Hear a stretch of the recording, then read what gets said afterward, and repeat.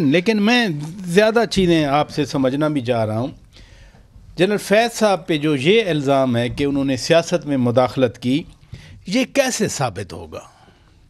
دیکھیں براجا صاحب، فیض حمید میرا باپ تو تھا نہیں، اس کو چیف کی بنانا چاہتے تھے. وہ تو مورا تھا نا، اس کا طاقت تھی، اس کے پاس انفارمیشن کا میرر تھا، اس کا ادارہ تھا، اس کے پاس انٹرنیشنلی ڈومیسٹکلی رسائی تھی، پاکستان کے اندر، پاکستان کے باہر، اور ایک بڑے تگڑے ادارے کا تگڑا کرسی پہ بیٹھا ہوا آدمی تھا.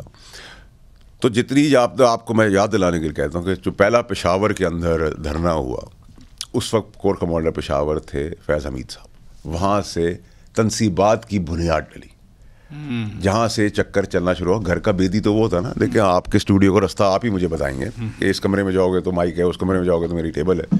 گھر کا بیدی وہ تھا. اور کیونکہ آج تک پریسیڈنٹ سیٹ تھا، ایک تعین ہو گیا تھا ایک سسٹم کہ جب بھی کسی پولیٹیکل پارٹی نے، چاہے وہ نون لیگ ہو یا دیگر پارٹیاں ہوں، جب بھی انہوں نے فوج سے بات کی یا ان کو پکارا یا ان کے اوپر کوئی الزام ڈالا تو فوج نے بات کی.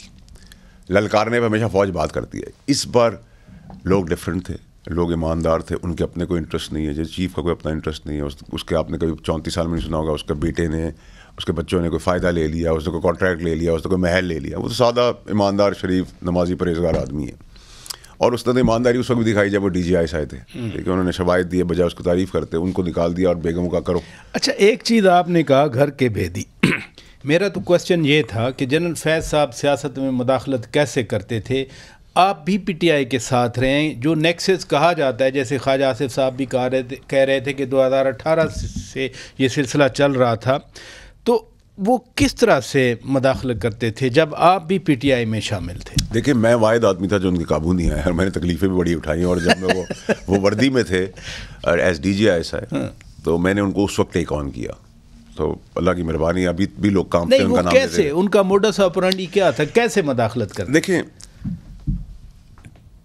پولیٹیکل فورسز کو آرم ٹوسٹنگ کیسز بنانا، اپنے ادارے سے لوگوں کو پابند کرنا، چیزوں کے اوپر بل پاس کرانا، بل نہیں پاس کرانا، جیل کروا دینا، نیب کو آپریٹ کر لینا، فلانی چیزیں، دماغی چیزیں، لوگوں کو مروا دینا، لوگوں کو ادھم کر فیسیلیٹیٹ کرتا تھا کہ مورا تھا وہ. ویسے جب حفیظ شیخ صاحب ہارے تھے، یوسف رضا گیلانی صاحب جیتے سینٹ کی الیکشن، تو وہ تو پرائم منسٹر نے کہا تھا کہ مجھے ووٹ آف کانفیڈنس لے کے دیں. یہ آن ریکارڈ چیزیں میں اس لیے آپ سے پوچھ رہا ہوں. لیکن تب بھی یہ ادارے کا کام نہیں ہے، یہ ادارے کی ڈومین میں نہیں آتا. اور ادارے کی ڈومین میں جلاؤ گھراؤ اپنی تنصیبات کے اوپر آنے دینا، کرنے دینا، اور بنیاد اپنی کور کمانڈر ہاؤس سے کروانا.